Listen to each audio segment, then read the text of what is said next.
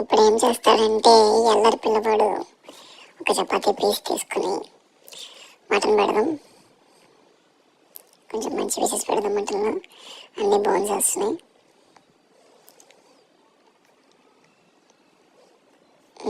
ఈ పీస్ బాగానే ఉంది. ఇప్పుడు ఎగ్ ఓపెన్ చేసి ఎగ్లో ఎల్లో ఉంటుంది కదా, అదొక పీస్ పెట్టి నెక్స్ట్ ఆనియన్ పిండి, ఆనియన్ మీద లెమన్ పిండేసి ఆనియన్ పీస్ పెడదాం. అది